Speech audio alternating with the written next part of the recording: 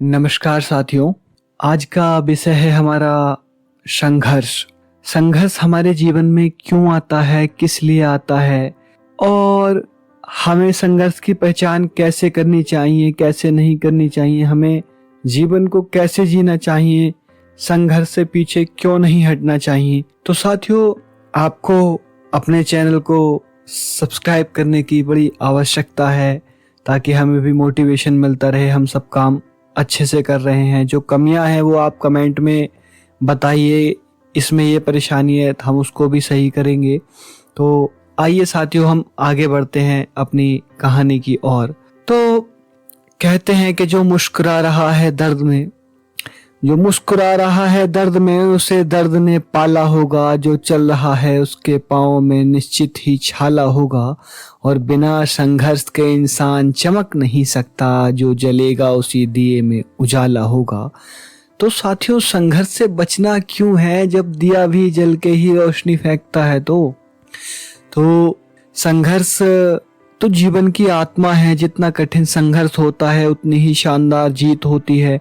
आप सचिन तेंदुलकर को ले लीजिए, रजनीकांत जी को ले लीजिए, और भी बहुत सारे ऐसे लोग हैं हमारे देश में जो कि एक उदाहरण है, मिसाल है कि संघर्ष उन्होंने जितना किया वो आज उसी मुकाम पर हैं, चमक रहे हैं। तो साथियों, क्या होता है आज हमें इसको एक बड़ी प्यारी कहानी है इसके माध्यम से जानते हैं।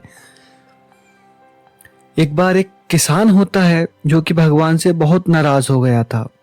किसी ने बड़ी मेहनत करता था। एक बार एक किसान था जो भगवान से बहुत नाराज हो गया था। किसान बहुत मेहनत करता था, बहुत मेहनत से खेत में अनाज उगाता था, उसकी देखभाल करता था। अक्सर उसकी फसल खराब हो जाती थी, कभी सूखा पड़ जाता था, कभी बाढ़ आ जाती थी, कभी तेज धूप आती थी, कभी आंधी आती थी। तो साथियों, कोई ना कोई कारण उसकी फसल का बनता जाता था जिससे कि उसकी फसल खराब हो जाती थी। एक दिन किसान गुस्से में आसमान की तरफ देखते हुए कहता है कि भगवान, आप क्या हो? लोग आपको सर्वज्ञाता मानते हैं, लेकिन मुझे लगता है आप कुछ भी नहीं जानते हैं, क्योंकि आपकी इच्छा के बिना तो एक पत्ता भी नहीं हिलता। और मुझे लगता है कि आप तो छोटी सी बात भी नहीं जानते हैं। आपको ये भी नहीं पता कि खेती बाड़ी हम लोग कैसे कैसे करते हैं, और आप हो कि समय समय पर बाढ़, आंधी, तूफान, सूखा, भूस्खलन, इस तरह की व्याधा डाल देते हो। अब कहते हैं कि किसान कहता है कि अगर मैं होता ना आपकी जगह तो किसी को भी बिल्कुल नुकसान नहीं उठाना पड़ता। किसान ने भगवान से कह तो देता है ये बात। अब क्या होता है, भगवान प्रकट होते हैं, उससे कहते हैं कि आज से मैं तुम्हें सारी शक्ति देता हूँ।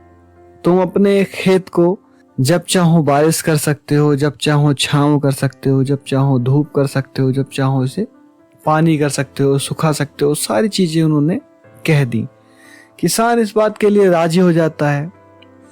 भगवान इस किसान के तीखे वाक्य सुनकर मुस्कुरा रहे थे कि क्या होता है, वह किसान के सामने से चले जाते हैं कि आज से तुझे जो करना है तू कर अपनी फसल, मैं तुझसे बाद में मिलूंगा। और किसान जो है फिर बहुत खुश हो जाता है। इस बार वो बहुत मेहनत करता है अपनी खेती में।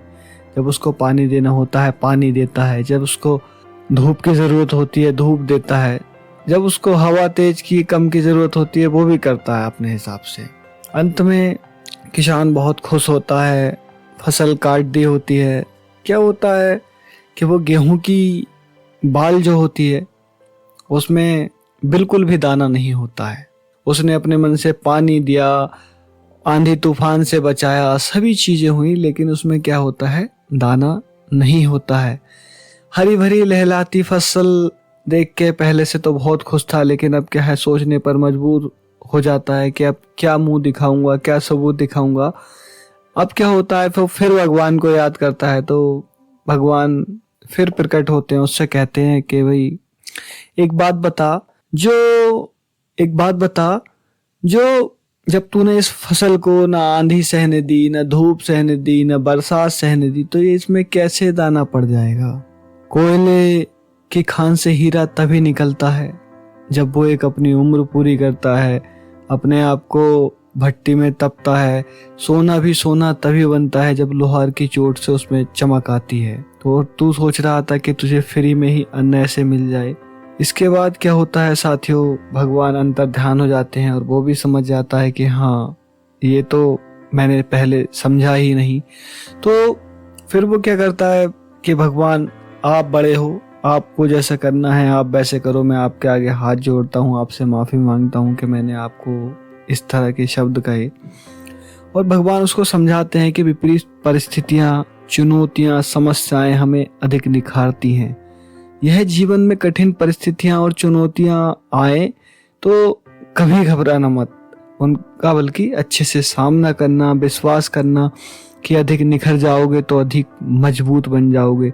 तो किसी ने सही कहा है कि जिंदगी जीना आसान नहीं होता, बिना संघर्ष के कोई महान नहीं होता, जब तक ना पड़े हथौड़े की चोट तब तक पत्थर भी भगवान नहीं होता। तो साथियों, संघर्ष करते रहिए, खुद से प्यार करते रहिए और आगे बढ़ते रहिए। मेरी दुआएं आपके साथ हैं और उम्मीद करता हूँ आपको आज की कहानी पसंद आई होगी, अच्छी लगी होगी। और आपसे मैं निवेदन भी करता हूँ कि आप प्लीज़ इस चैनल